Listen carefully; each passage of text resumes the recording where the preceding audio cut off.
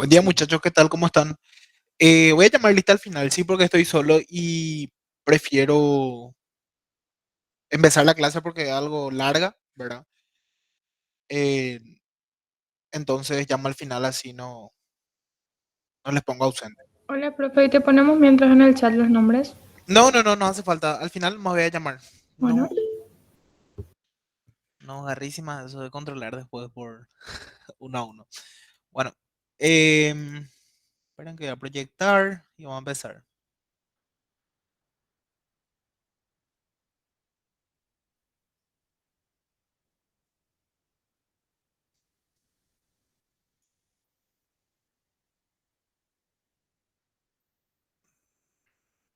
Se ve ahí, ¿verdad? sí se ve. Esta es la primera clase de endocrino que tienen o ya tuvieron otra antes, el jueves. Ya tuvimos otra antes. Bueno, bueno muchachos, entonces hoy la segunda clase de endocrino que vamos a tener, vamos a ver uno de los temas que tenemos que manejar súper bien, ¿verdad? Uno de los temas más importantes. ¿Por qué? Porque la diabetes es una enfermedad sumamente frecuente, sumamente compleja, sumamente crónica, ¿verdad? Pueden agregarle todo lo sumamente que quieran y que tiene una prevalencia demasiado alta en la población, ¿verdad? En la población mundial como acá a nivel país, ¿verdad? Y es una enfermedad súper delicada. ¿Por qué? Porque ante una persona no tratada genera demasiadas consecuencias negativas, ¿verdad? El diabético tiene que tener una educación muy importante, una educación muy grande, ¿verdad? Porque el tratamiento es difícil, la adherencia al tratamiento es difícil, ¿verdad? Y las medidas que tiene que tomar la persona, tanto diabética como tanto la familia, son un poco complicadas, ¿verdad? Y tiene que ser la persona, hay que educarle muy bien a la persona, ¿verdad? Y entonces, dicho esto, ¿verdad? Decimos que es un conjunto de enfermedades metabólicas, ¿verdad? Que se caracteriza por qué cosa? Por el aumento de la glucosa, el aumento de la glicemia en sangre, el aumento de la glicemia a nivel plasmático. Nosotros vamos a tener varios tipos y como saben, todo tipo de exceso es malo, ¿verdad? En este caso vamos a hablar de la diabetes propiamente dicha y después vamos a hablar de las, ¿cómo puedo decir? De las complicaciones agudas, de las complicaciones crónicas, ¿verdad? Y siguiendo un poco con esto, vamos a ver que todo exceso, como les dije, todo exceso es malo, ¿verdad? Y acá lo que vamos a tener es una dificultad para que la glicemia ingrese a las células, ¿verdad? Vamos a tener varios tipos de diabetes, ¿verdad? Actualmente hay una cantidad importante de clasificaciones otra vez de diabetes, de subdivisiones, ¿verdad? Sin embargo, a nosotros nos van a interesar algunas en particular, como sería la diabetes mellitus tipo 1, la diabetes mellitus tipo 2, la diabetes gestacional que ustedes van a ver, y después existe una clasificación, digamos, secundaria a diferentes tipos de patologías, ¿verdad? Entonces, ¿por qué se puede dar esta hiperglicemia? Puede ser por una falta relativa o una falta absoluta de insulina. Y esto nos va a determinar o nos va a encajonar, ahí vamos a decir, dependiendo de si yo encuentro o no insulina, vamos a clasificarle como diabetes tipo 1 o como diabetes tipo 2, ¿sí? Entonces puede ser por un déficit en la secreción de insulina. Nosotros recordemos que la insulina se secreta a nivel de las células beta del páncreas. Ustedes si hacen una rememoración de lo que vieron el año pasado de páncreas, tenemos que el páncreas tiene una porción endocrina, una porción exócrina, ¿verdad? La porción exócrina, en la porción exócrina encontrábamos los acinos pancreáticos que se encargaban de la síntesis y secreción de, de hormonas, ¿verdad? De péptidos que se van a encargar de ir hidrolizando los alimentos, ¿verdad? Y el páncreas endocrino tiene como función principal, ¿verdad? La síntesis de tanto de insulina como de glucagón, ¿verdad? ¿A través de qué? A través de las células de Langerhans, ¿sí? Entonces, vamos a tener un problema a nivel de estas células, ¿verdad? En la que podemos tener un déficit de secreción, ¿verdad?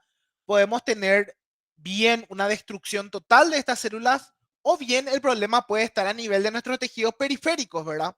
¿Por qué? Porque ¿cuál era el mecanismo fisiológico que encontrábamos? Que la insulina se sintetizaba y se secretaba a nivel de las células de Langerhans, de células beta pancreáticas, ¿verdad?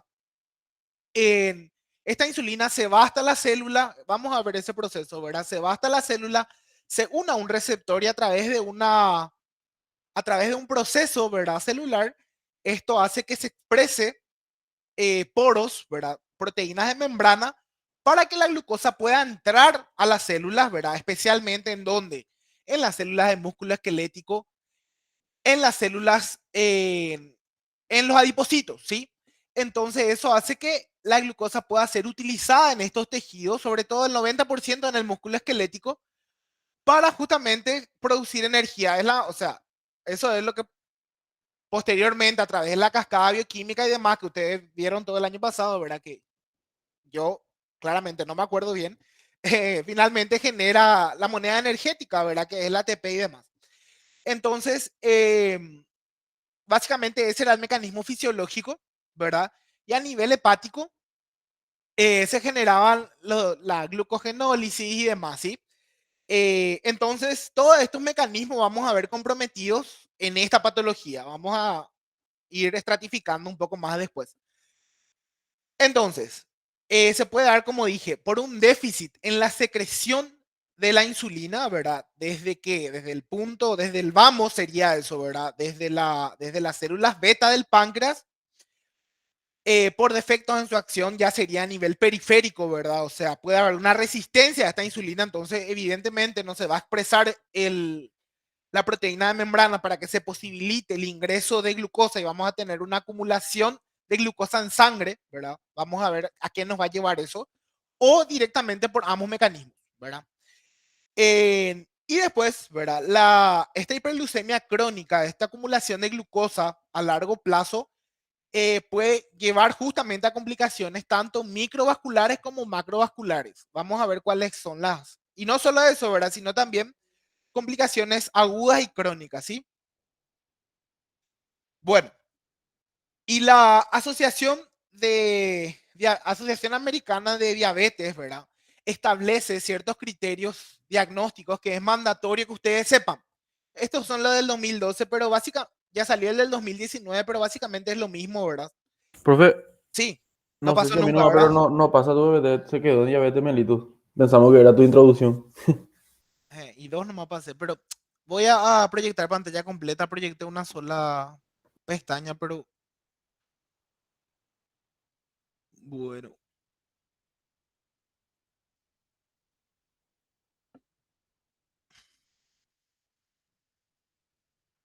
ahí sí, ¿verdad?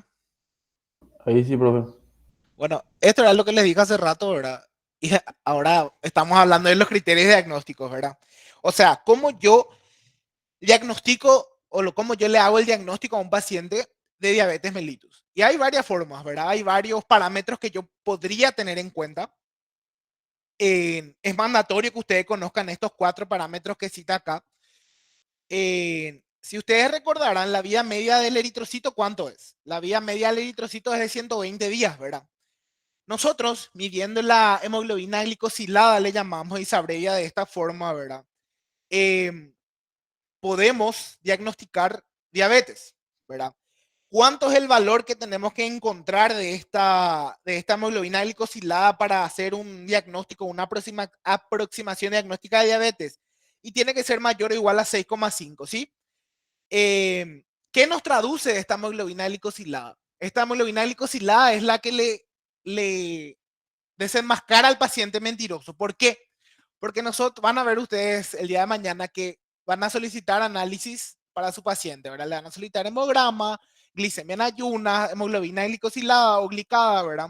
Va a venir el paciente el día anterior, el paciente se va a cuidar en la alimentación. Entonces su glicemia basal, su glucosa basal va a venir bien, ¿verdad? Probablemente te venga menos del 126, pero la hemoglobina glicada te está hablando de la alimentación de 3 meses atrás del paciente. O sea que es imposible que nos mienta con este valor. Entonces, este es uno de los valores, de los parámetros que utilizamos, ¿verdad? La hemoglobina glicosilada, que cuando está igual o mayor a 6,5%, quiere decir que el paciente probablemente sea diabético. ¿Y por qué digo probablemente y no digo si es diabético? Porque para yo poder diagnosticar y confirmar el diagnóstico de diabetes, tengo que hacer una segunda determinación, o sea, tengo que hacer dos determinaciones. Siempre, y no siempre, va a haber excepciones, ¿verdad? Pero en general, sí tengo que hacer dos determinaciones. O sea que yo le saco, por ejemplo, al paciente su hemoglobina glicosilada, me viene 7, me viene 8, me viene 10%. Yo le pido al paciente una glucosa basal, me viene 130, 140. Glucosa basal, ¿qué quiere decir? Glucosa en ayunas. O sea que el paciente tiene que sacarse la sangre y se le tiene que calcular su glicemia en plasma en 8, sin haber ingerido alimentos 8 horas antes, ¿sí? Entonces, esa glicemia me viene 130, acompañado de una hemoglobina glicosilada mayor a 6,5 o igual. Ahí yo hago el diagnóstico de que mi paciente es diabético, ¿sí? Puedo repetir por ejemplo, dos determinaciones iguales. Puedo solicitarle al paciente una glucosa basal hoy lunes, ¿verdad? Y le solicito mañana martes o el jueves y me viene elevado ambos valores, ¿verdad? Entonces yo ahí puedo diagnosticar también que mi paciente es diabético. ¿Cuál sería el tercer parámetro que utilizaríamos? Y sería la glicemia plasmática a las 2 horas de un test, ¿verdad? De tolerancia oral a la glucosa. ¿Cómo se hace eso? Se le da 75 gramos de glucosa anhidra al paciente, ¿verdad? Disuelto en agua. Se le pide que tome, espero las 2 horas, se le hace la extracción, ¿verdad? Y ahí yo veo si esta glucosa está mayor o igual a 200, entonces también es un parámetro, un criterio que me tira hacia el diagnóstico de diabetes. ¿Y cuál sería el cuarto parámetro? Una determinación random que le haga al paciente, ¿verdad? En cualquier momento, en donde la glucosa sea mayor o igual a 200, ¿verdad? Lo ideal sería que yo encuentre esto por debajo de 200, ¿verdad? Si a cualquiera de ustedes que no tiene diabetes se le hace esta determinación, yo debería encontrar por debajo de 180, por debajo de 140, ¿verdad? Bueno, entonces, este criterio, ¿qué nos dice la A con respecto a la última actualización? Que este último criterio, ¿verdad? Este criterio ¿cómo les puedo decir? Este criterio random, con síntomas clásicos. ¿Y a qué se refiere con síntomas clásicos? Están las 4 P's, ¿verdad? Las 4 P's, P de perro, ¿verdad? De los síntomas cardinales, digamos, de la diabetes, que vamos a explicar cada uno de ellos por qué se da. Pero, ¿cuáles son esos síntomas? Pérdida de peso, y tienen que saber eso, muchachos. Esto así, no sé, tienen que recitar hasta en sueño esto. Pérdida de peso, poliuria, que orina mucho, polifagia, que come mucho, polidipsia, que tiene mucha sed, ¿sí? Esas son las 4 P. 4 dije, ¿verdad? Sí, 4 dije. Esas son las 4 P. Si mi paciente tiene alguno de estos síntomas y otra vez yo le hago la determinación aleatoria de la glucosa y me viene mayor a 200, mayor o igual a 200, yo no necesito hacer otra determinación, ¿sí? Yo ya le diagnostico directamente al paciente como diabético, ¿sí? Está bien. Entonces, rememoramos, porque esto es importante. Rememoramos. Cualquiera de los 3 primeros que me venga alterado en 2 determinaciones, paciente diabético. El cuarto, síntomas cardinales de la diabetes, cualquiera de las 4 P's, más una determinación aleatoria mayor o igual a 200, paciente diabético. ¿Está bien? Entonces, esos son los criterios que se utilizan para diagnosticar a un paciente diabético. Ahora, tenemos situaciones, yo no sé si eso está acá, no está acá. Tenemos situaciones en la cual el paciente no llega a estar en estos valores, ¿verdad? Sin embargo, se aproxima demasiado, ¿sí? Se aproxima demasiado, entonces eso es el famoso término que se utiliza como prediabetes. Está bien. y cuándo un paciente es prediabético. Primero que nada, al decir que el paciente es prediabético, estamos diciendo que tiene mucha probabilidad, tiene muchos factores de riesgo de desarrollar posteriormente una diabetes. ¿Y cuándo el paciente es prediabético? Perdón. Cuando tenga una intolerancia a los hidratos de carbono sería, ¿verdad? O sea, lo mismo, decir prediabetes es lo mismo que decir intolerancia a los hidratos de carbono. Cuando yo le haga una determinación, esta determinación, ¿verdad? Y me venga su glicemia mayor o igual a 140, pero menos de 200. Ese rango, si me viene el paciente con ese rango, ahí yo digo, presto atención y digo, mira, este paciente probablemente desarrolle diabetes en el futuro si sigue con los malos hábitos con los cuales está llevando, porque es casi seguro que un paciente que tenga esos niveles de glicemia está teniendo malos hábitos, está teniendo obesidad, es un paciente sedentario, ¿sí? Eso es uno de los criterios para diagnosticar prediabetes. Vuelvo a repetirles, tener una glicemia de 2 horas mayor o igual a 140, pero menos de 200. Otro criterio, ¿cuál sería? Si la glucosa en ayunas, esta glucosa me viene mayor o igual a 100, pero menos de 126. Ese sería otro criterio para determinar una prediabetes, ¿sí? O sea que si yo a mi paciente, si yo le pido, por ejemplo, a Vivian, andate a hacer una glucosa basal y la glucosa basal de Vivian me viene 110, yo, mira, Vivian, o sea, si seguís de esta forma vas a tener diabetes, o sea, tenés tendencia a tener diabetes. Sería otro criterio para prediabetes. Y un tercer criterio me habla de una hemoglobina glicosilada de 5.7 a 6.4 más o menos, entre esos valores y por ciento. También prestar atención, ¿verdad? Porque el paciente probablemente desarrolle una diabetes si es que sigue sin cambiar su estilo de vida. ¿Está bien? Bueno, esperen que ya toma un poco de agua. Bueno, entonces hablábamos de la clasificación, ¿verdad? Yo les mencionaba que podíamos clasificar la diabetes como diabetes mellitus tipo 1, ¿verdad? Cuando decimos diabetes mellitus tipo 1, eso creo que está, sí. Bueno, cuando decimos diabetes mellitus tipo 1, estamos hablando de una diabetes que puede tener una causa inmunológica, ¿sí? O una causa idiopática. O sea, no sabemos bien la causa. Eso puede ser los dos desencadenantes, digamos, ¿verdad? Y vamos a ver cómo le reconocemos a un paciente diabético tipo 1, porque hay variaciones con respecto a un paciente que tenga diabetes mellitus tipo 2. Y al hablar de un paciente que tenga diabetes mellitus tipo 2, estamos haciendo referencia a un paciente que tiene o debuta con una resistencia a la insulina, ¿sí?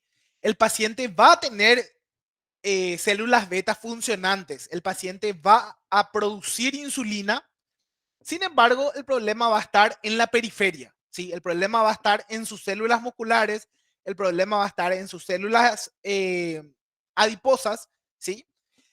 ¿Y qué va a pasar? Como se va a ir generando mucha insulina, posteriormente las células beta se van a fatigar. Entonces, ahí ya va a haber el problema, ya se va a ir generalizando, ¿sí? ¿A qué porcentaje de la población corresponde esta diabetes tipo 2? Al 90, al 95%, ¿sí? De todos los pacientes que ustedes van a ver en el consultorio el día de mañana, de 100 diabéticos que vengan, 90, 95 personas van a tener diabetes tipo 2, ¿sí?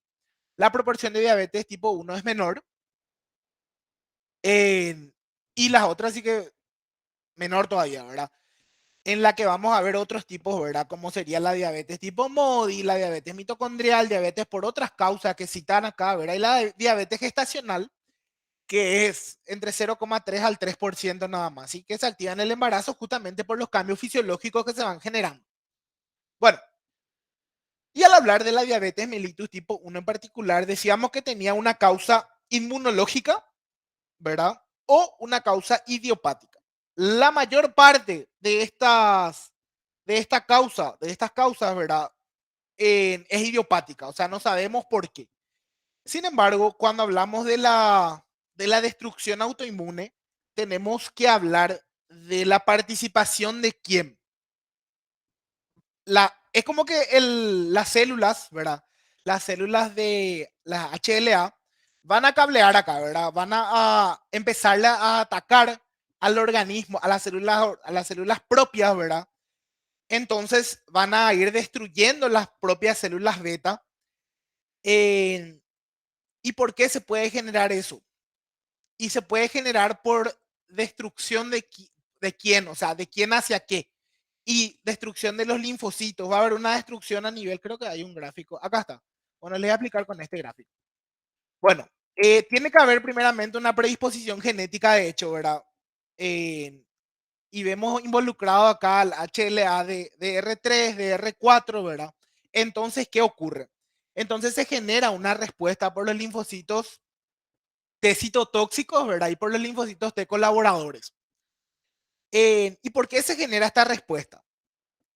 Porque el cromosoma de las células beta va a tener una región denominada epitopo o epítopo. No sé, no me acuerdo dónde estaba el acento, pero lo que sí que es una región que se utiliza para reconocer a estos cromosomas. O sea, le sirve de marcador a mis linfocitos T, ¿verdad? ¿Qué pasa? Que este epitopo va a coincidir o va a tener una estructura similar al epítopo de las células víricas, ¿sí? Entonces, como mi organismo, mis linfocitos T, no van a reconocer la diferencia entre el virus y mis células beta, van a atacar las células beta del páncreas, ¿sí? Entonces van a ir destruyendo estas células beta hasta que finalmente se va a generar una destrucción total de todas mis células beta y voy a tener un déficit absoluto de insulina. Y eso es lo que vemos en este gráfico expresado, ¿verdad? Como ven, ese proceso se va produciendo a lo largo de los años, ¿verdad? Primeramente vamos a observar la predisposición genética, después vamos a ver, después de unos años, ya el ataque se puede manifestar, por ejemplo, cuando exista una infección vírica, ¿verdad? Ahí se empiezan a destruir también las células beta, como les dije, ¿verdad? A través de los linfocitos T, tanto CD8 como CD4. También hay participación de macrófagos. Obviamente, al destruir mis células beta, yo pierdo secreción de insulina, ya no tengo. ¿Por qué? Porque la insulina las células beta son los únicos lugares donde se sintetizan y secretan insulina. Entonces yo pierdo esas células útiles, ¿verdad? Y finalmente eso me lleva indefectiblemente a la diabetes, ¿verdad? Volviendo un poco acá, a lo que dice acá, es muy frecuente que este tipo de diabetes se manifieste en la infancia, en la juventud. ¿Y cómo debuta esta patología, este tipo de diabetes? Va a debutar a través de una complicación, ¿sí? ¿Por qué? Porque obviamente yo no voy a esperar que un joven, que un niño me aparezca con diabetes. Entonces, esta persona va a tener un pico de glicemia, ¿verdad? Ese pico de glicemia me va a llevar a desencadenar ciertas manifestaciones clínicas que vamos a ver en las siguientes diapositivas. Y cuando se me arma un rompecabezas de manifestaciones clínicas, eso me va a conducir a una cetoacidosis, ¿sí? A una condición que se llama cetoacidosis, en la cual el paciente va a empezar a manifestar síntomas cardinales. El paciente se va a marear, el paciente se va a desmayar, un suceso de cosas, ¿verdad? Que finalmente ahí sí yo voy a empezar a sospechar, obviamente, ¿verdad? Voy a medirle la glicemia, va a tener su glicemia más de 250, va a tener afectación en la osmolaridad, va a tener acidosis, va a tener bicarbonato bajo, una serie de cosas en la que yo les voy a decir todo eso después, más adelante, ahora nomás como para que entiendan, ¿verdad? Va a tener una serie de manifestaciones clínicas en las que me va a decir a mí, este paciente tiene diabetes tipo 1. Y obviamente también el paciente probablemente tenga asociado otro tipo de enfermedad autoinmunitaria, ¿verdad? Ya les expliqué. Y la otra cara de la moneda, ¿cuál es? La otra cara, pero la más importante, digamos, o sea, no es la más importante, pero la que más frecuentemente van a ver, es la diabetes mellitus tipo 2, ¿sí? que sí es una enfermedad crónica, que sí voy a ir sospechando. ¿Por qué? Porque el paciente me va a venir un paciente obeso, ¿sí? Un paciente con malos hábitos, un paciente que va a ir poco a poco presentando estas manifestaciones clínicas características, ¿sí?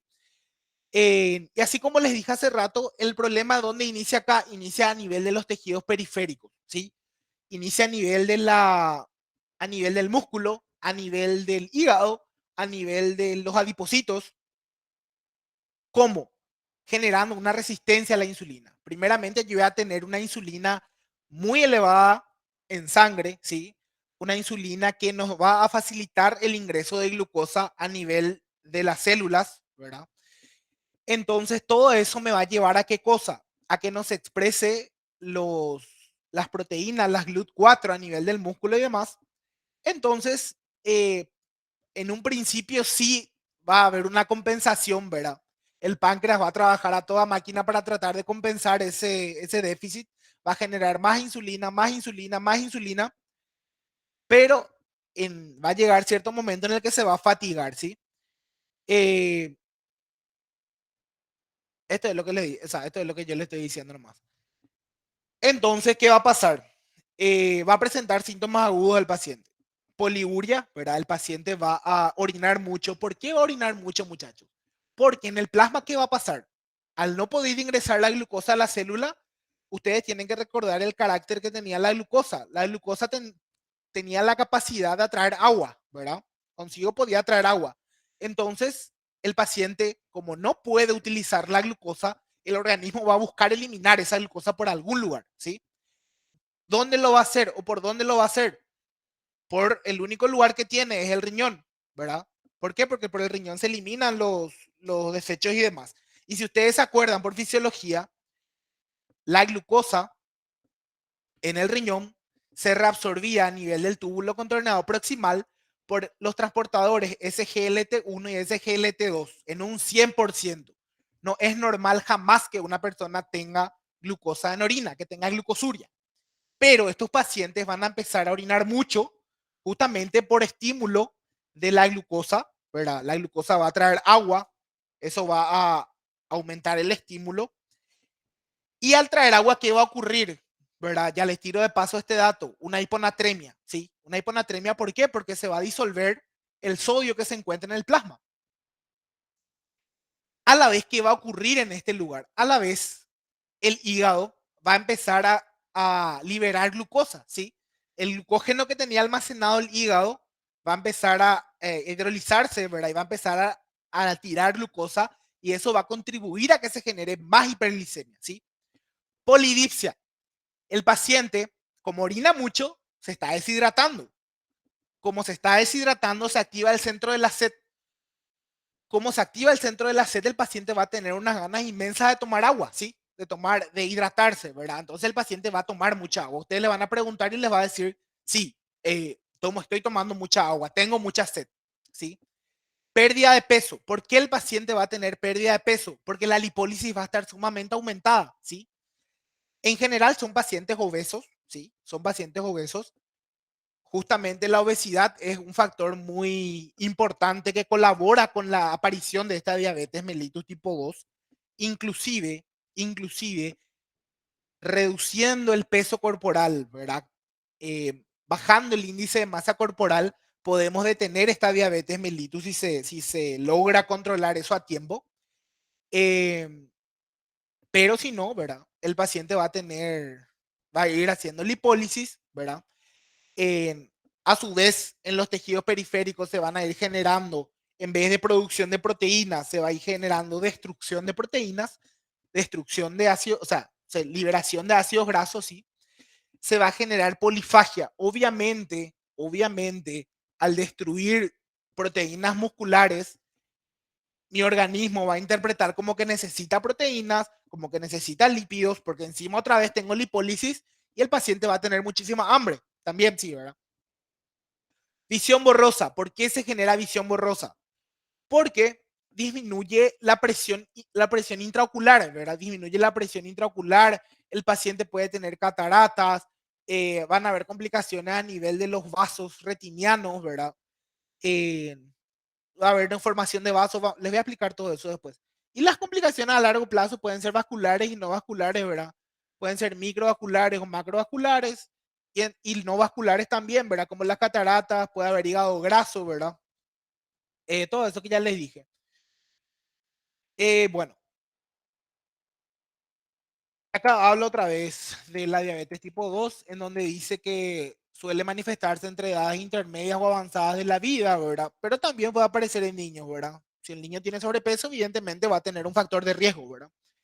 Así como les dije, se produce por la falta de acción de la insulina, no porque no hay insulina, sino porque falla su acción, ¿verdad? O sea, falla la vía para expresar la GLUT en las células. Y la hipersecreción de insulina para compensar dicha resistencia acaba agotando la capacidad de las células beta y ahí se fatigan estas células beta, ¿sí? Y acá se ve nomás cómo se genera este mecanismo de hiperglicemia, ¿verdad? Hay mayor granulación de células beta, ya disminuye la insulina plasmática, eso conlleva a hiperglucemia, ¿sí? El hígado libera más glucosa, como les dije, el hígado obviamente eh, va a deshacer ese glucógeno que tiene formado, ¿verdad? Y va a aumentar la producción de glucosa, va a ser neoglucogénesis, ¿sí? Aumentan los ácidos grasos a nivel plasmático, ¿sí? Aumenta la lipólisis, todo eso gracias a que a la liberación de ácidos grasos a nivel del adipocito. Vamos a ver en otro gráfico cómo se da eso. Y todo eso me conduce finalmente otra vez a hiperglicemia, ¿sí? Bueno, y acá explica nomás cómo se da esa resistencia a la insulina, que generalmente lo que ocurre es que esta insulina estimula este receptor, ¿verdad? Y al estimular en condiciones fisiológicas, la unión de esa insulina a ese receptor hace que se fosforile el sustrato, ¿verdad? El sustrato del receptor de insulina 1, que es este que está acá, ¿sí? Eso se fosforila. ¿Y la fosforilación dónde se da? La fosforilación se da sobre el aminoácido tirosina, que es esta Y que ven acá, ¿sí? Se fosforila ahí sobre ese aminoácido, ¿verdad? Acá tenemos serina, acá tenemos la tirosina, como les dije, ¿verdad? Y eso hace qué cosa? Eso hace que se active la vía del fosfatidilinositol 3 quinasa o trifosfatidilinositol quinasa, ¿sí? Activa esta vía del fosfatidilinositol 3 quinasa y eso finalmente hace que se active la GLUT4 y vaya del citosol a expresarse en la membrana. Pero, ¿qué pasa con este proceso? ¿Qué pasa con los ácidos grasos? En los adipocitos se va a generar un exceso de ácidos grasos libres. Y el adipocito tiene cierta capacidad, ¿verdad? Tiene una capacidad de expandirse hasta 8 veces más o menos, ¿verdad? Lastimosamente, ¿verdad? Eh, no, hasta 8 veces y no menos, ¿verdad? Entonces empiezan a liberar ácidos grasos libres. Y esos ácidos grasos libres, ¿a dónde van a parar? Van a ir a parar al músculo, van a ir a parar al hígado, ¿sí? Entonces se va a activar la vía del diacilglicerol a nivel de esta célula muscular, por ejemplo, podemos decir que esta célula es muscular, se va a activar la vía del diacilglicerol, luego de eso se va a activar a la proteína quinasa C, ¿verdad?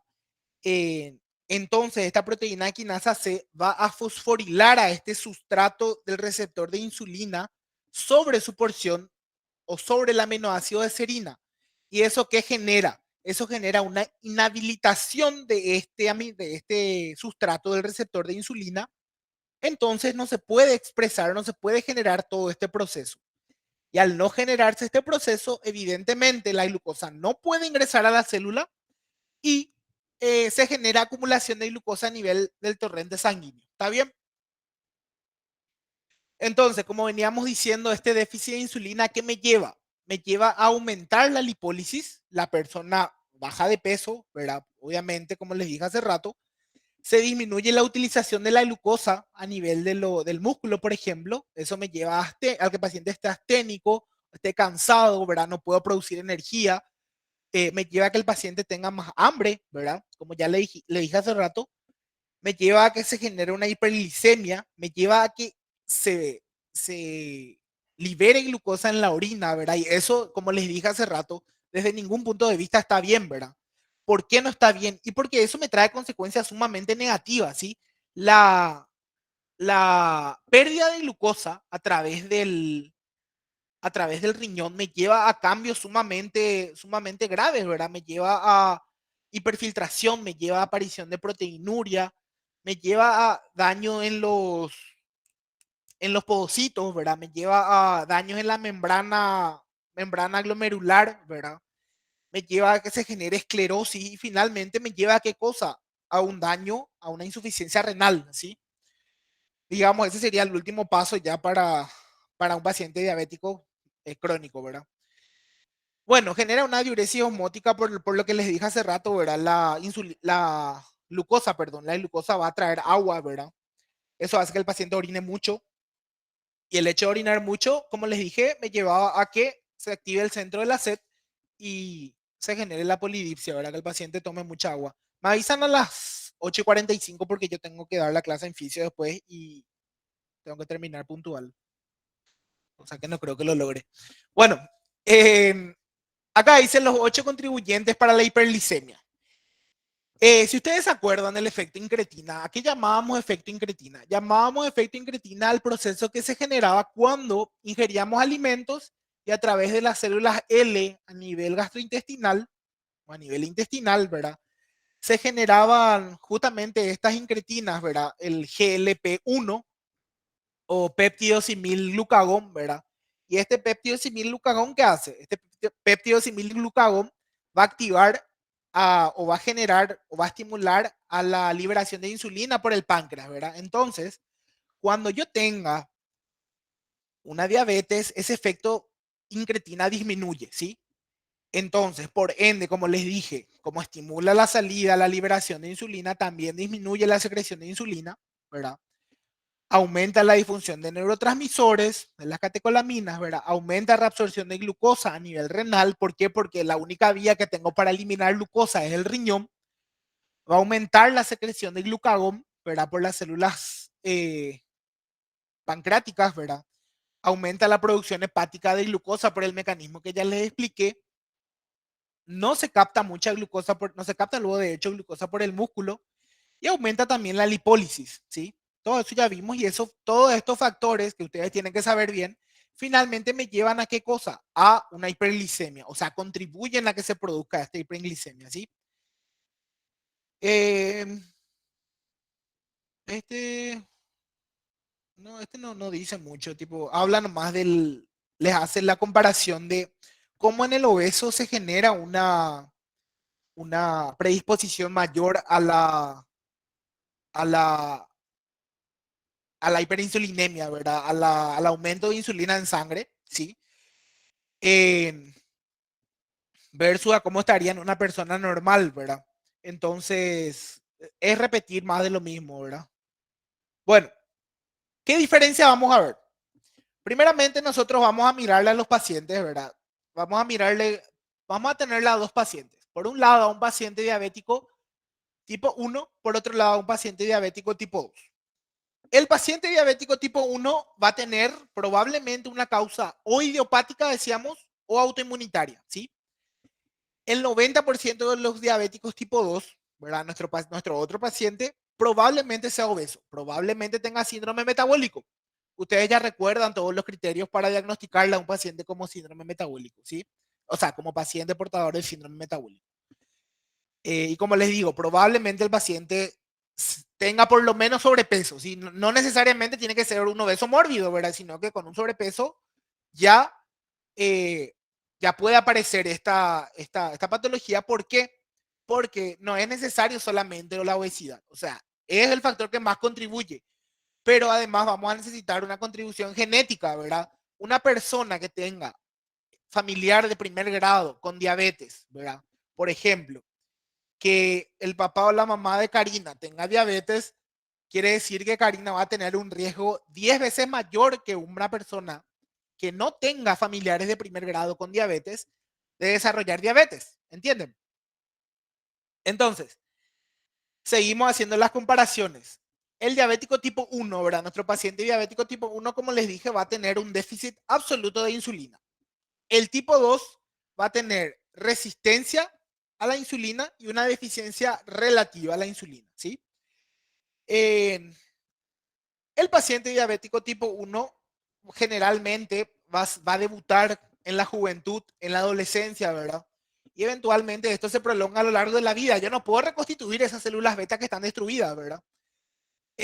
Sin embargo, los diabéticos tipo 2, la tendencia es que debuten en a los 40 años, 30 y algo, más o menos, ¿sí? O sea, mayor a 40 años generalmente, ¿sí? Y la manifestación va a ser más progresiva, más insidiosa, ¿verdad? Eh, bueno, se puede dar por autoanticuerpos, obviamente. Esto es lo que yo les hablaba hace rato del HLA, del ataque de los linfocitos T, ¿verdad? Acá puede haber depósito amiloide en los islotes, ¿verdad? En los islotes de Langerhans, después ya una vez que se sobrepasaron los mecanismos, una vez que el paciente no se cuidó cuando se pudo haber cuidado, ¿sí? La tendencia acá va a ser, ¿verdad? Que los individuos sean delgados, ¿verdad? Que sean flaquitos. Acá, como les dije, el diabético tipo 2 generalmente es una persona con obesidad, con sobrepeso, ¿sí? ¿Cómo debuta el diabético tipo 1? Generalmente con cetoacidosis diabética, ¿verdad? Y el diabético tipo 2 no siempre debuta con este síndrome, por suerte, ¿verdad? Pero puede darse, o la complicación más frecuente en este, espérenme, voy a tomar agua. La complicación más frecuente en esta diabetes tipo 2 es un síndrome hiperosmolar, que vamos a ver a qué hace referencia, ¿sí? Pero lo que sí que la glicemia en este síndrome hiperosmolar está más de 600, ¿sí? O sea, es un estado súper grave. El inicio es abrupto, ¿sí? Y acá el inicio generalmente es insidioso, como les dije, gradual, un inicio lento. Bueno, y acá entramos en la parte de las complicaciones, ¿verdad?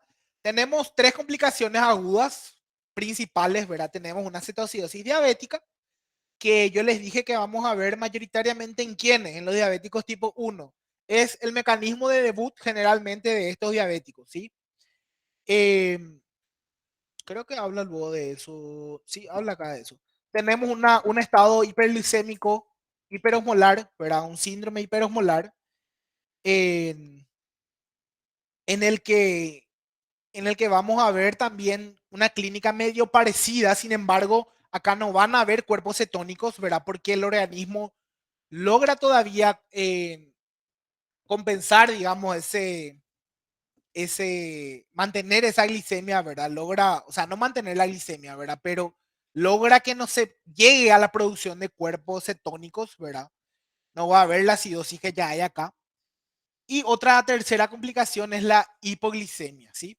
La hipoglicemia cuando el paciente, por ejemplo, ¿verdad? Como yo les dije, el paciente tiene que estar sumamente educado, ¿sí? ¿Y a qué me refiero con sumamente educado? Que el paciente tiene que comer ahora. ¿Por qué? Porque al aplicarse su insulina, ¿verdad? Al tomar su hipoglicemiante oral, el paciente puede tener descensos abruptos de la insulina por debajo de 70. Entonces, a esas condiciones las consideramos como hipoglicemia, ¿sí? En otro caso, que la dosis sea mal calculada, ¿sí? Porque esto se calcula todo sumamente estricto, entonces puede darse una hipoglicemia por administración de mayor cantidad de insulina, por ejemplo, ¿verdad? Una dosis elevada. Bueno, ¿y cómo se va a dar esto? No me gusta este gráfico porque tiene demasiada información. O sea, no me parece tan práctico, pero bueno, eh, como les venía diciendo, ¿verdad? Cuando un paciente tenga cetoacidosis diabética, ¿yo qué voy a encontrar? Yo le voy a hacer una bioquímica sanguínea, ¿verdad? Y voy a encontrar una glicemia mayor de 250, ¿sí? Eso es un criterio así mandatorio, ¿verdad? Si el paciente tiene clínica sugestiva, ¿verdad? Que les voy a decir cuál es en breve, y una glicemia mayor de 250, entonces me va a tirar hacia ese diagnóstico. ¿Qué criterios además tiene que tener o qué criterios además voy a encontrar? voy a encontrar cuerpos cetónicos en orina o cuerpos cetónicos en plasma, ¿sí? Sí o sí, tengo que encontrar cuerpos cetónicos. Justamente su nombre lo dice, ¿verdad? Cetoacidosis, cuerpos cetónicos, ¿verdad? Eh, el hecho de que me dé cuerpos cetónicos genera una disminución del pH, ¿verdad? Entonces voy a encontrar una acidosis metabólica importante. Un pH menos de 7, menor o igual a 7.3, ¿sí? ¿Cómo va a estar mi anion gap, mi brecha aniónica? ¿Cómo va a estar? Y ustedes tienen que saber que la brecha aniónica yo determinaba cuando había una acumulación de nuevos ácidos en el organismo, ¿sí? Puede ser en caso de sepsis por acumulación de acidosis láctica, puede ser en caso de consumo excesivo de alcohol, se genera ácido, ¿verdad? O puede ser como es el caso que nos interesa ahora, por acumulación de cuerpos cetónicos, ¿verdad? Entonces, sí, el anion gap va a estar elevado, sí, va a estar mayor o igual a 10 o 12, ¿sí? Y que disminuye también, yo les dije hace rato, el bicarbonato, ¿verdad? El bicarbonato, el valor normal era entre 22 y 27 más o menos, acá va a estar menor o igual a 18 aproximadamente, ¿sí? Todo eso me va a llevar a, a determinar que mi paciente tiene cetoacidosis diabética. ¿Y qué clínica me da el paciente? Vamos a hablar de la clínica para después ver por qué se da esa clínica. El paciente va a tener náuseas, el paciente va a tener vómitos, eso no me va a contribuir para nada, ¿verdad? Justamente más pérdida de bicarbonato, ¿verdad? Eh, el paciente va a tener dolor abdominal, el paciente va a tener poliuria, el paciente va a tener polifagia, polidipsia, ¿sí? Eh, inclusive yo puedo llegar a que el paciente entre en coma, ¿verdad? Puedo llegar a que el paciente entre en coma si no actúo rápido, ¿verdad? ¿Por qué? ¿Qué va a ocurrir acá? Esa acumulación de glucosa excesiva a nivel plasmático va a hacer que eh, todo el líquido de mis células, mi líquido intracelular, salga, ¿verdad? Salga al plasma. ¿Por qué? Porque la glucosa le va a estirar. Ustedes saben que el, el agua le sigue al sustrato, ¿verdad? Entonces, voy a tener sequedad de mucosas, ¿verdad? Voy a tener hipotensión, va a caer la presión arterial, ¿sí? Va a haber problemas a nivel ocular porque disminuye la presión intraocular, como les dije, ¿verdad? Imagínense el grado de deshidratación que va a tener que haber para que el paciente tenga que tener hasta afección a nivel ocular, ¿verdad? Eh, puede llevar inclusive a nivel, o sea, a nivel renal a un fracaso, ¿verdad? Yo le privo a mi riñón de líquido también, ¿verdad? Le privo de volumen, ¿sí? Le disminuye la filtración renal. Entonces, ¿cuáles son esos cambios fisiopatológicos que me van a llevar a esto? ¿Sí? Entonces, va a aumentar el sustrato gluconeogénico, ¿verdad? Mi cuerpo va a tratar de generar esta gluconeogénesis. De hecho, lo va a hacer, ¿verdad? ¿Por qué? Porque disminuye la síntesis de proteínas. Decíamos que el anabolismo disminuía a nivel muscular, aumentaba el catabolismo, ¿sí? Aumentaba la destrucción proteica. Entonces, ¿eso para qué? Para posteriormente utilizarse como sustrato gluconeogénico, ¿verdad? Entonces, aumenta la gluconeogénesis. Eh, esta gluconeogénesis me lleva a hiperglucemia posteriormente, ¿sí? La glucogenólisis también aumenta para liberar glucosa, ¿sí? La glucosa se pierde por el riñón. No hace falta que les vuelva a decir que eso no es normal, ¿verdad? La diuresis se vuelve osmótica, el sodio disminuye, o sea, hay una hiponatremia, falsa hiponatremia, o sea, no es falsa hiponatremia, perdón, una hiponatremia con una osmolaridad aumentada, porque en realidad lo que me está generando la hiperosmolaridad acá es la glucosa, no el sodio. Se pierde agua, el paciente se deshidrata, eso me lleva a que el paciente esté obnubilado, que el paciente pueda inclusive llegar hasta el coma, ¿sí? El paciente se deshidrata eh, y eso aumenta la osmolaridad, como ya les dije, puede llevarme a deterioro de la función renal. Cachos, todo eso que les dije era de lo que le expliqué desde acá es del coma hiperosmolar, ¿sí? Por eso no me gustaba este gráfico, porque me confunde. Esto es de la cetoacidosis diabética, ¿sí? Dejen en pausa esto. Pero lo que sí que va a aumentar la lipólisis, van a aumentar los ácidos grasos libres en el hígado, esto aumenta la cetogénesis, es lo mismo prácticamente, solamente hay unas cuantas diferencias, ¿sí? Eso me lleva a cetoacidosis, ¿sí? Van a generarse unas cuestiones muy importantes, ¿verdad? Van a generar aumento de las hormonas contrainsulares, ¿sí? Aumenta mucho el glucagón. Y el cambio de esas hormonas, el aumento de esas hormonas contrainsulares, hace que aumente la glucogenólisis, ¿verdad? Para que se libere insulina. Eh, Aumenta la gluconeogénesis, ¿sí? La neoglucogénesis, que es lo que ya les dije hace rato. Eh, Disminuye la utilización periférica de glucosa, de hecho no se puede utilizar.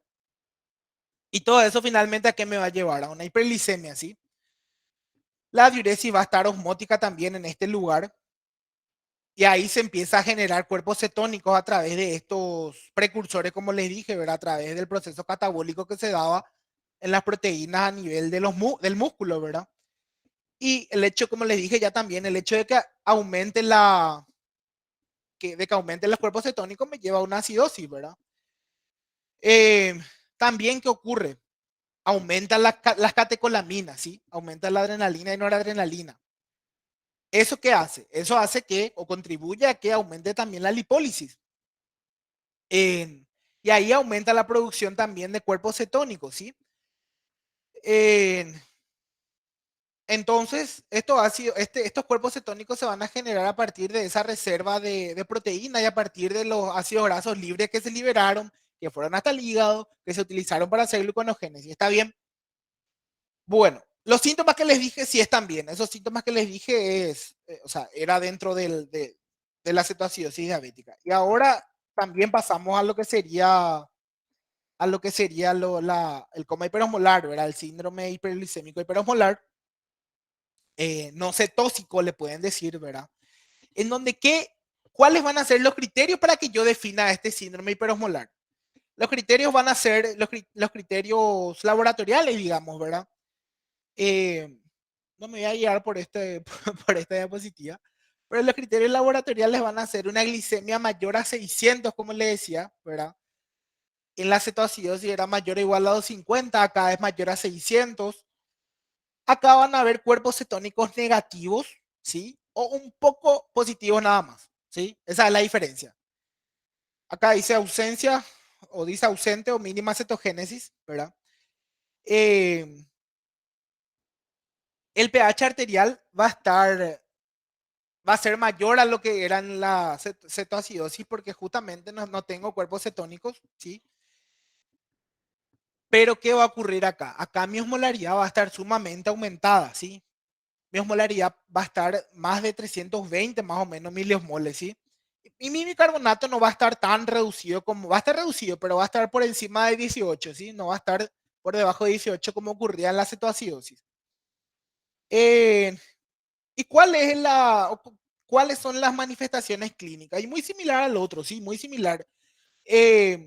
Va a haber una deshidratación impresionante, ¿verdad? Eso sí, mega lógico que haya una deshidratación.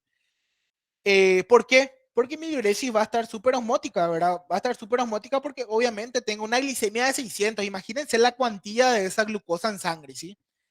Y si mi paciente no ingiere mucha cantidad de líquido, esta glucosa no va a estar lo suficientemente diluida, ¿sí? Entonces, esto hace que el paciente se deshidrate, pero increíblemente, ¿sí?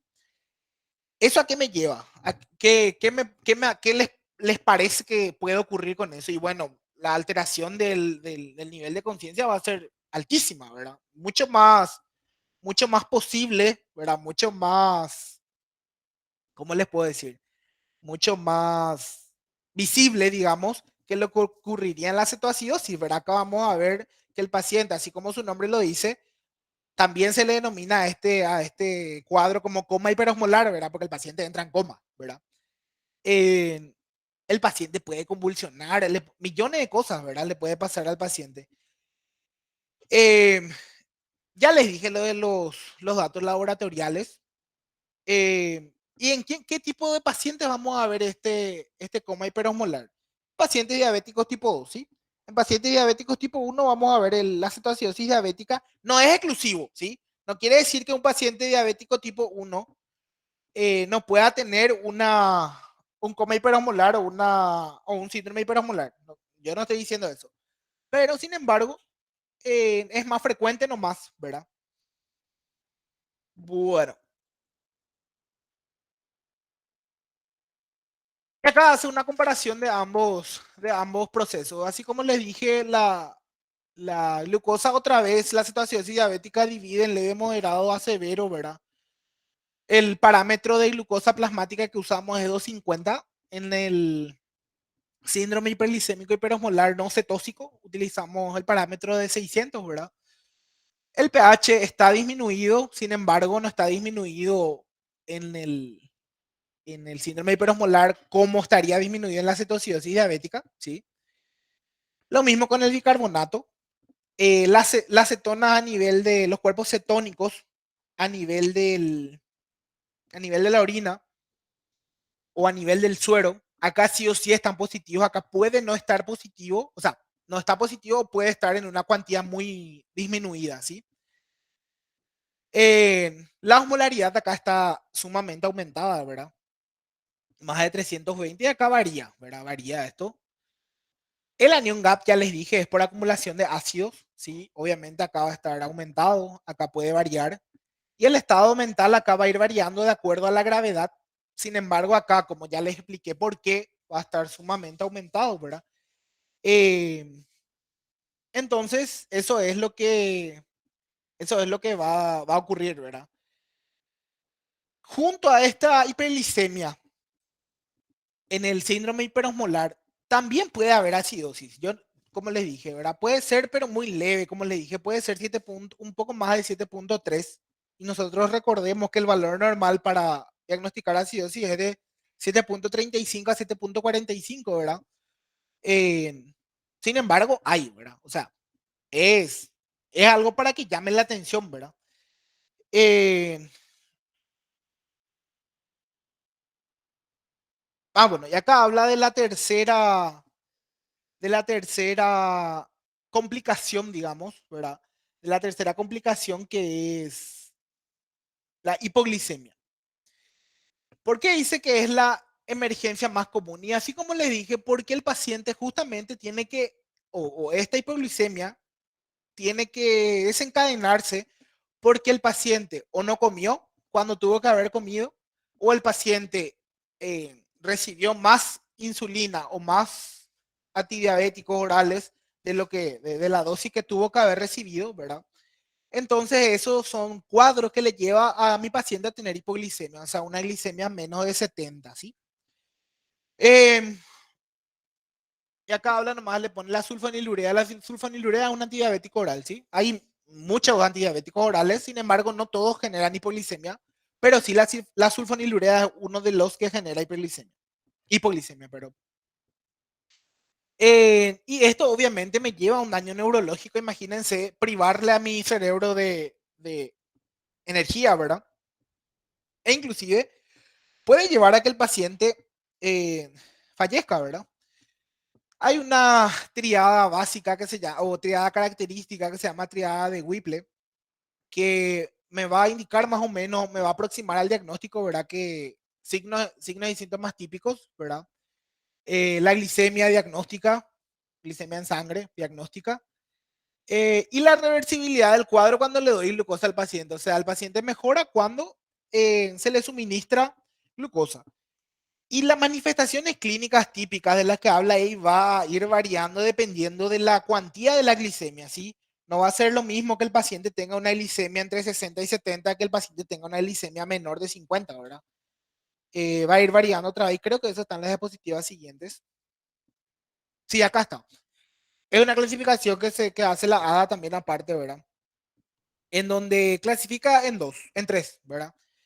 Alerta de hipoglicemia cuando es menor de 70, como les decía yo, ¿verdad? De ese valor partimos, digamos, es un nivel 1, podemos decir que es un nivel 1, ¿verdad? Eh, entonces, tenemos como escalón inicial este valor, ¿verdad? Luego tenemos una hipoglicemia clínicamente relevante, ¿verdad? Clínicamente significativa, como dice ahí, cuando baja por debajo de 54, ¿verdad?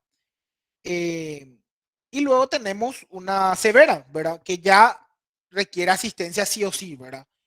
Eh, ¿Cuáles van a ser las manifestaciones clínicas? Y sobre todo manifestaciones a nivel neurológico, ¿verdad? Eh, ¿Por qué? Porque van a actuar o van a presentarse, ¿verdad?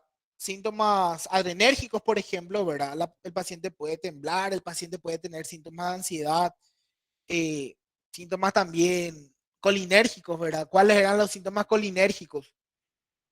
Y el paciente puede empezar a tener su oración, de hecho va a tener su oración, ¿verdad? El paciente va a tener, eh, ¿cómo les puedo decir? Eh, Sensación de hormigueo, ¿verdad? Y si ya baja por debajo de 50, ya ahí sí el paciente ya puede disminuir su nivel de conciencia, el paciente inclusive puede presentar signos de, ¿cómo les puedo decir? De focalidad neurológica, ¿verdad? Ya ahí ya van a haber varias manifestaciones más marcadas a nivel neurológico, ¿está bien? Bueno, y acá hay una respuesta. Obviamente mi organismo va a buscar un método para compensar ese déficit de glucosa, ¿verdad? Esa hipoglicemia. Eh, a partir de 80, 85 por ahí mi organismo ya va a estar atento a esa disminución, ¿verdad? ¿Y qué va a hacer? Van a aumentar las hormonas contrarreguladoras, ¿verdad? Eh, ¿Cuáles eran las hormonas contrarreguladoras? Y bueno, tenemos por ejemplo el glucagón, ¿verdad? El glucagón, por ahí está. Acá dice a partir de 60, pero ya es a partir de 70, o sea, por debajo de 70 más o menos el glucagón ya empieza a activarse, sí, ya empieza a liberarse, para que justamente, ¿qué hace el glucagón a nivel hepático? Genera glucógeno lisis, ¿sí? Glucógeno lisis. ¿Y qué hace la glucógeno lisis? Libera glucosa, ¿sí? Para aumentar ese déficit. ¿Qué también hace sobre el hígado? ¿Qué les parece? Gluconeogénesis, ¿sí?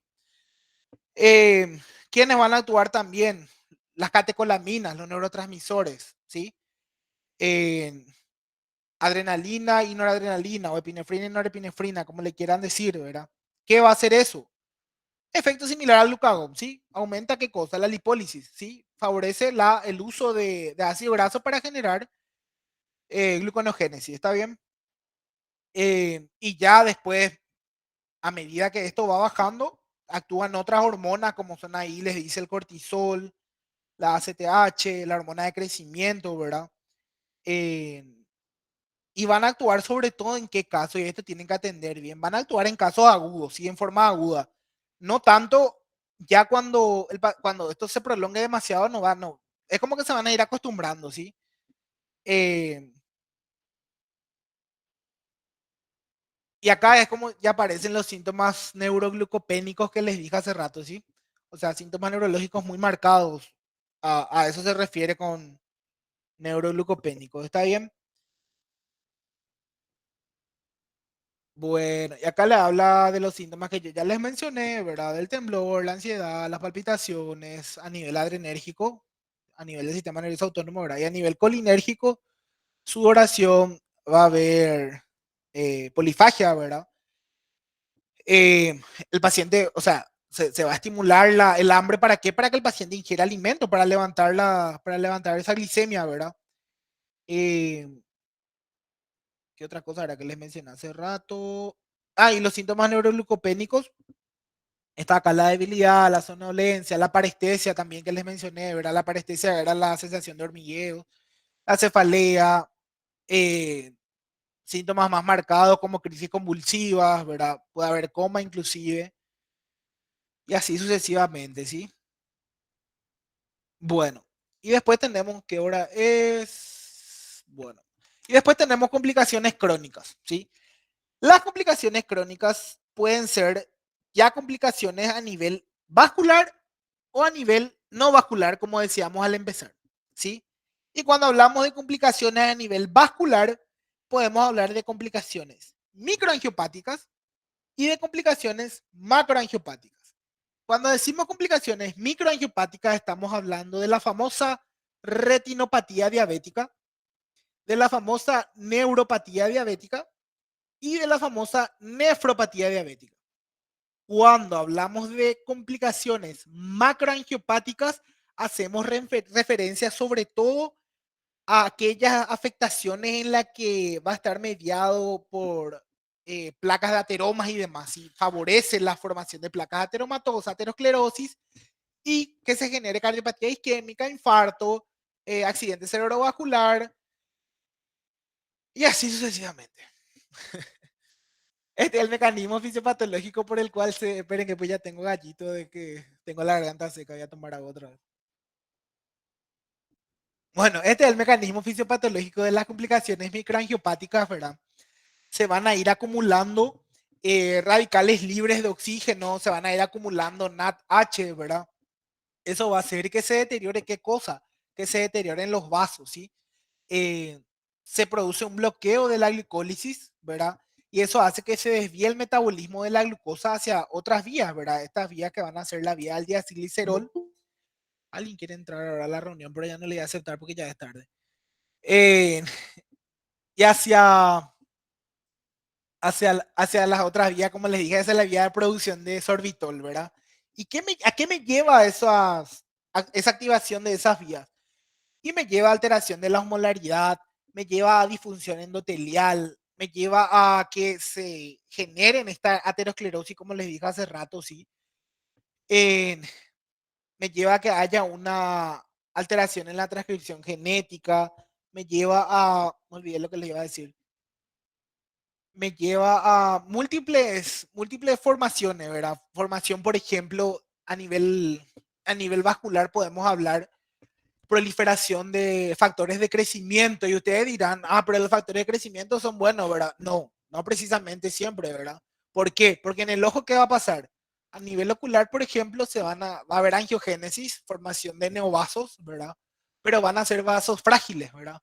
Vasos frágiles que van a generar micro roturas, ¿verdad? Van a generar microaneurismas también, ¿verdad? Se van a generar justamente por este proceso de aceleración de aterosclerosis, microtrombos, ¿verdad? Todo eso a nivel ocular. ¿Y qué me lleva a eso? Eso me lleva a un deterioro de la visión, ¿verdad? Creo que eso dice más adelante. ¿Qué dice acá? Genera estrés oxidativo, que se ven estimuladas la vía de los polioles, ¿verdad? Aumenta el metabolismo de los ácidos grasos, se generan anormalidades endoteliales, que es lo importante, ¿verdad? Aumenta la endotelina, aumenta la angiotensina 2, disminuye el óxido nítrico, disminuye la prostaglandina. ¿Y eso a qué me lleva, verdad? Eso me lleva a la angiotensina 2, ustedes saben que es un potente vasoconstrictor, ¿verdad?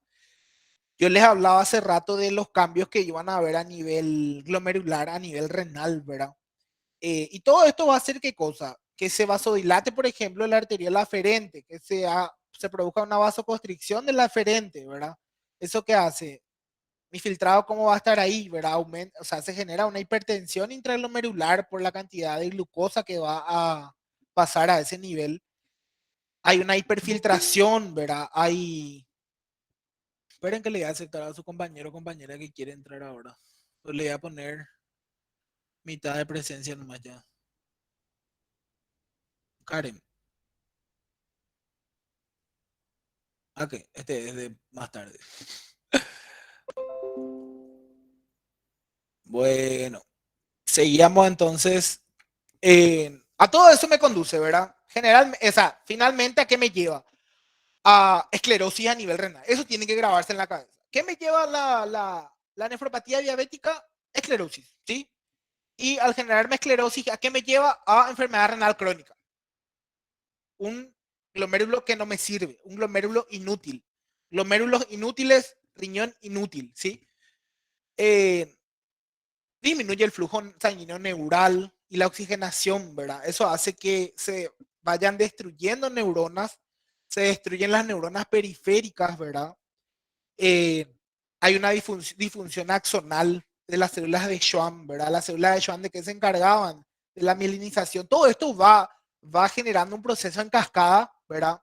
Que va a, que va a contribuir a que se deteriore en mi organismo. ¿Y en qué es lo que me afecta a mí? Que se destruyan estos nervios a nivel periférico y que el paciente no va a tener, va a perder la sensibilidad. El paciente va a perder la sensibilidad. ¿Y qué es lo que el paciente pierda la sensibilidad? Y bueno, y justamente el riego sanguíneo que dijimos de las placas de ateroma y demás, que dijimos de los vasos. Justamente el paciente está teniendo problemas circulatorios también, ¿verdad? ¿Y qué pasa? Que a mi paciente va a pisar un clavo, no va a sentir que pisó el clavo, va a tener unos cuantos días la herida, se va a infectar, no se va a curar la herida rápido. ¿Por qué? Porque no tengo buen riego sanguíneo, no le proporciona a mi tejido buena cantidad de oxígeno para que se pueda regenerar, se infecta esa herida, llega hasta el hueso, se produce una condición que se llama osteomielitis, al paciente se le tiene que amputar, ¿sí? Por eso es que el diabético se va consumiendo poco a poco si es que no realiza un tratamiento adecuado. ¿Sí? Ustedes ya habrán escuchado de alguna persona diabética que se amputó el dedo, que se amputó el pie. Es como que poco a poco se le va cortando. ¿Sí? Eso es lo más triste. Que primero se le corta el dedo, después se le corta hasta el tobillo, después se le corta hasta la rodilla. O sea, poco a poco se va consumiendo el paciente diabético. ¿Sí? Esta neuropatía suele ser distal y simétrica, ¿verdad? Se genera adormecimiento, parestesias, no se ve el cursor ahí. Se genera adormecimiento, parestesias, eh, el, se vuelve, el paciente pierde la sensibilidad eventualmente, ¿verdad? Se genera debilidad, se genera atrofia, ¿verdad? Obviamente un músculo no inervado, o sea, o con escasa inervación, no me sirve tampoco, ¿verdad? Yo necesito una buena inervación de mis usos musculares, de mi órgano tendinoso de Golgi, y no se está inervando bien, pierdo, atrofio mi músculo, ¿sí? Eh, Acá habla de la neuropatía autonómica, ¿verdad? Cita más de lo mismo, esto ustedes van a leer después, ¿verdad? Pero básicamente es como que va aumentando, ¿verdad? Primero se genera a nivel periférico, después ya va aumentando esta neuropatía, ya afecta órganos, ya, ya afecta porciones más sistémicas, digamos, ¿verdad? Eh, entonces, todo esto contribuye o lleva, así como les dije, a que el diabético se vaya consumiendo poco a poco, ¿verdad? No es que le da un infarto y ya está. Lastimosamente digo, ¿verdad? Por la gente que no se cuida, porque es muy frecuente que el diabético no se quiera cuidar, el diabético quiera comer, ¿verdad? Dulce o harina en exceso. Entonces, ay, ¿quién lo que salió otra vez? Profe, yo no sé lo que pasa, que hay que volver a solicitar, Pero porque yo les, salí literal 5 minutos y tuve que volver a solicitar, no es que no estuve desde el comienzo. A Salieron mí por me pasó lo conexión. mismo, profe. Tuve problemas de conexión y tuve que cambiar a mi teléfono. Y ahora, por ejemplo, cuando quise cambiar a la computadora, me dice que desde la computadora yo tengo que solicitarte para entrar. Entonces, por eso me quedé nomás ya en el teléfono. bueno, y no sé por qué, la verdad. Profe, por eso no a mí, yo salí, o sea, se fue mi internet, salí al volver a entrar, me salí a solicitar, discúlpame, por favor. No, Yo estaba en tranquilo. clase. Bueno, seguimos entonces, muchachos. Bueno, y después tenemos también la retinopatía diabética, ¿verdad? Así como, de esto ya les hablé, muchachos, sí, de esto ya les hablé. Acá nomás les muestro otra vez la vía por la que ocurre todo eso, ¿verdad? Eh, que aumenta la vía del sorbitol, ¿verdad? Aumenta la vía de la fosfoquinasa C, aumenta la cantidad de radicales libres, eso afecta los vasos, ¿verdad? La vasculatura, ¿verdad? Se pierden los pericitos, hay vasodilatación capilar, se altera la membrana basal, todo eso me lleva eventualmente a pérdida de esa funcionalidad de mi endotelio capilar, ¿sí? Eh, me genera hipoxia, ¿sí? Entonces aumentan los factores de crecimiento, como les dije hace rato, se forman nuevos vasos. Esos nuevos vasos son débiles, vasos que tienen micro roturas, ¿verdad? Micro hemorragias. Y se ve todo esto que les mencioné, ¿verdad? Y acá hablan un poco más otra vez de lo mismo, ¿verdad? Entonces, ¿qué hacemos? Normalmente se le indica al paciente diabético que se haga un fondo de ojo, ¿verdad? Que se controle cada tanto que se haga un fondo de ojo cada tanto, ¿verdad? El fondo de ojo debería poder realizar un clínico, ¿verdad? Entonces, si es que tiene la herramienta para realizar, ¿verdad?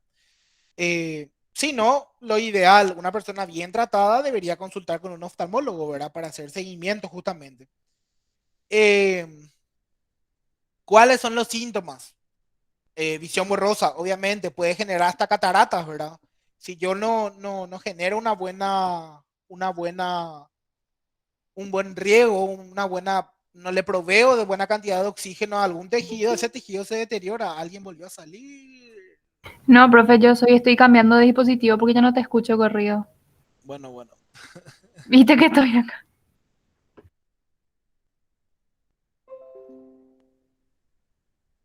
bueno. Se cierran los capilares, hay isquemia, ¿verdad? Esto ya les dije, muchachos. No les voy a leer todo porque vamos a tardar demasiado, pero ya les expliqué cómo se genera esto, ¿sí? Lo importante. Como ven acá, las microhemorragias se ven de esta forma, ¿verdad? Yo les dije que lo primero, o sea, no les dije, no sé si les dije o no, pero lo primero que se forman son los microaneurismas, ¿verdad? Y esos microaneurismas eventualmente se rompen, ¿verdad? Eh, acá habla de la nefropatía diabética como tal, ¿verdad? Que eh, todo esto son los factores que van a ir actuando. Les dije que se vasodilata la arteria aferente, se contrae la aferente, el flujo se produce una hiperfiltración, ¿verdad? Hay una fase de transición después en donde todo esto se da en un periodo importante de tiempo, ¿verdad? En donde se va engrosando esta membrana basal por el paso de la cantidad excesiva de glucosa, ¿verdad? Se pierde el heparansulfato. El heparansulfato tenía una carga que funcionaba como filtro selectivo para el paso de sustancias, ¿verdad? Hay microalbuminuria, hay hipertrofia glomerular, esclerosis, como les dije, ¿verdad? Glomerulosclerosis, ya. Hipertensión, obviamente, porque el riñón, si ustedes se recuerdan por fisio, es un órgano de control de la presión por excelencia, ¿verdad? E insuficiencia renal crónica, que también ya les mencioné. Y las complicaciones macrovasculares, como ya les dije, la mayoría es por origen aterosclerótico, ¿verdad? Favorece la formación de placas de ateroma en vasos de mediano y gran calibre, ¿sí? Entonces, aumenta qué cosa, como dijimos, la cardiopatía isquémica, el accidente cerebrovascular, ¿sí? La, la patología por afectación de vasos periféricos, ¿sí? Y es peor todavía, cuando hay algún factor de riesgo cardiovascular asociado, ¿verdad? Eh, y la presencia de microalbuminuria y de proteinuria o proteinuria en la orina es o sea, la presencia de estos componentes en orina es un factor predictor importante del riesgo que va a haber a nivel cardíaco, ¿verdad? Y de la mortalidad. Está íntimamente asociado el riñón al corazón, si ustedes ya saben eso. Bueno, entonces, tenemos un caso clínico en donde vamos a razonar todos juntos, ¿sí? Porque si razonamos a uno, vamos a tardar un chiquito. Juan, un paciente de 60 años, importante mirar la edad siempre, ¿verdad? Ingresa a la urgencia por un cuadro de deterioro del nivel de conciencia. Su esposa refiere que el cuadro inició hace 5 días, ¿sí? No me está hablando de 2 semanas, me está hablando de 5 días, donde el mismo se encontraba lánguido, o sea, se encontraba decaído, se encontraba asténico, con molestias para orinar, ¿sí? Orinando frecuentemente, ¿cómo se llamaba eso? Y presentaba mucha sed. Poliuria, polifagia, polidipsia y alteración de la conciencia con confusión progresiva. Síntoma cardinal, ya encontramos síntoma cardinal. También refiere que hace 5 meses empezó a perder peso, pérdida de peso, tercera P, y que comía más de lo habitual, polifagia, 4P ya. Presentaba mucha sed, pero a pesar de eso, perdía peso. El paciente es fumador y portador de dislipidemia e hipertenso en tratamiento irregular con enalapril. Al examen físico llama la atención una frecuencia cardíaca aumentada, una presión arterial disminuida, sumamente disminuida, una frecuencia respiratoria algo aumentada, ¿verdad? O sea, taquipnéico está el paciente, está respirando de forma acelerada. Una temperatura elevada también, ¿verdad? A nivel del sistema nervioso central está desorientado, confuso, un Glasgow bajo, ¿verdad? Un accidente taquicardia, normofonético, aparato cardiovascular, esto es, normofonético y no tiene soplo. A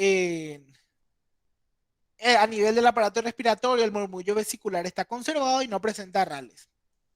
Piel y mucosas secas, o sea, deshidratado está el paciente y signo del pliegue positivo. ¿Qué le llama la atención de la historia y le impresiona un cuadro agudo o cuadro crónico? ¿Qué nos llama la atención de la historia? Y lo que yo les fui mencionando, las 4 P's, ¿verdad? Los factores de riesgo como dislipidemia, que era hipertenso, la edad, los días de presentación, que hace 5 días se hizo presente su cuadro, ¿verdad? Sin embargo, hace 5 meses ya empezó con síntomas cardinales. No dice que el paciente tenía diabetes de forma previa, ¿sí? No dice que el paciente era ya tratado con diabetes. La edad del paciente, 60 años, ¿verdad? ¿Qué voy a sospechar acá? Voy a sospechar una diabetes tipo 1, tipo 2. Obviamente voy a sospechar una tipo 2, ¿verdad? Alguien trata de entrar acá, pero ya no les voy a aceptar porque si salgo otra vez de acá no vamos a terminar nunca. Entonces impresiona qué cosa, un cuadro agudo, cierto, es una diabetes, el paciente es diabético, pero su motivo de consulta, el ingreso se produce por un cuadro agudo, entonces impresiona un cuadro agudo, ¿sí? Entonces, creo o asumo que que este es el laboratorio del paciente, ¿verdad? Una hemoglobina de 15, un hematocrito de 45%, los blancos de 16.000, ¿verdad? Blanco normal era hasta 10.000, ¿verdad? A expensas de neutrófilos, 89%, plaqueta de 330.000, PCR de 192, o sea, hay un proceso acá, un proceso inflamatorio. Sodio de 148, potasio de 5,6, cloro 110, glicemia de 702. ¿Qué nos dice esta glicemia? Urea de 80, creatinina de 1.5, una glicada de 12%. Esto es, el señor es azúcar. Con eso, o sea, el señor es un algodón de azúcar. Un pH de 7,35, un bicarbonato de 20, una PCO2 de 32. ¿Coincide todo con qué cuadro? Con un cuadro hiperosmolar, ¿sí? En la orina simple, 100 leucocitos por campo, cetonuria negativa, glucosuria positiva, proteína en orina, una cruz. Glucosuria, una cruz también. Tiene una taquicardia sinusal, onda Q en B3 y en B4. El ecocardiograma tiene hipoquinesia anterior, hipertrofia ventricular izquierda. El paciente entonces es ingresado y se inicia tratamiento de hidratación parenteral, se le administra insulina, se le corrigen los electrolitos y se le da antibiótico de amplio espectro. Algo que yo no les mencioné hace rato era que estos pacientes o este síndrome hiperosmolar suele debutar con una infección bacteriana, ¿sí? Eso me olvidé y no les mencioné, pero acá ven que el paciente se le hace un urocultivo y tiene E. coli, ¿verdad? 100.000 unidades formadoras por campo. ¿Qué le llama la atención? Calcule la osmolaridad plasmática de este paciente. Esta fórmula tienen que aprenderse porque se les puede preguntar en el examen, ¿sí? ¿Y cómo está? Y tendría que estar más de 320 si es un hiperosmolar, ¿verdad? Yo le estoy razonando por ustedes. Espero que coincidan con mi razonamiento. Bueno, entonces sí, le marca lo llamativo, ¿verdad? Le marca el valor de la osmolaridad, marca 353, dijimos que más de 320 generalmente está en el hiperosmolar, ¿verdad? 100 leucocitos por campo en orina simple, ¿verdad? ¿Qué tipo de diabetes presenta el paciente? Este sí que alguien me diga porque es sumamente fácil. Tipo 2. Tipo 2. ¿Qué tipo de complicación diabética motivó la internación del paciente? Y el estado hiperosmolar. Sí, síndrome hiperosmolar. No cetóxico, ¿sí?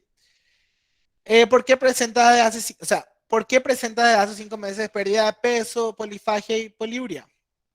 Por este cuadro, ¿verdad? Porque el paciente es diabético, empezó a tener déficit de insulina al tener una diabetes tipo 2 y fue un cuadro progresivo, ¿sí? No fue un cuadro marcado. Eso pueden deducir por muchas cosas, por los análisis laboratoriales, por la edad del paciente, por el cuadro hiperosmolar, ¿verdad? ¿Por qué el paciente se encuentra hipotenso y taquicárdico?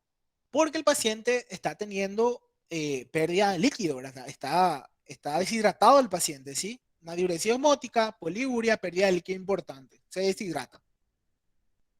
Acá les muestra. Explica la fisiopatología. No vamos a volver a explicar esto. Yo le tengo que atender a los deficios en unos minutos. ¿Cuál es el desencadenante de esta complicación en este paciente? Y como les dije hace rato, la infección bacteriana. Sí, generalmente suele debutar. ¿Por qué? Porque eso motiva. Ustedes tienen que saber, muchachos, que la mayor cantidad de pacientes internados van a tener alteración en la glicemia, ¿sí? De la glicemia. Van a tener tendencia a aumentar la glicemia en los pacientes internados. Entonces, si el paciente ya es luego diabético de por sí, entonces si tiene una patología de base, o sea, si tiene una patología de base como la diabetes y encima se le sobreagrega un cuadro, obviamente la glucosa en sangre va a aumentar, ¿sí? La glucosa en sangre va a aumentar. ¿Por qué? Porque se generan más células de ataque, ¿verdad? Más linfocitos que, como les dije hace rato, empiezan a generar un ataque, ¿verdad? Hija de mil, qué largo. ¿Cómo se clasifican las complicaciones crónicas de la diabetes mellitus? Menciona los tipos, menciona una que presenta el paciente. Hemicrangiopática y macroangiopática, ¿sí? Retinopatía, neuropatía, nefropatía. Y el paciente está también teniendo una cardiopatía isquémica, ¿verdad? Importante, eso no, muy importante que no, que no les mencioné hace rato. Eh, Acá estaban el cuadro, ¿verdad? El cuadro clínico que apoyaba el diagnóstico de cardiopatía isquémica, ¿sí? Y ahí les dicen más que el paciente tiene que tener seguimiento y como los estudios que se va a realizar de fondo de ojo, función renal, proteinuria 24 horas, ¿sí? Muchas gracias por su atención. Bueno, muchachos, todos están presentes hoy. Disculpen que les tengo que dejar rápido, pero yo justo creé el link para los deficios, entonces a las 9 empezamos ahí. ¿Está bien? ¿Dudas? ¿Consultas? Eh, Creo que quedó todo muy claro, ¿verdad? ¿O no?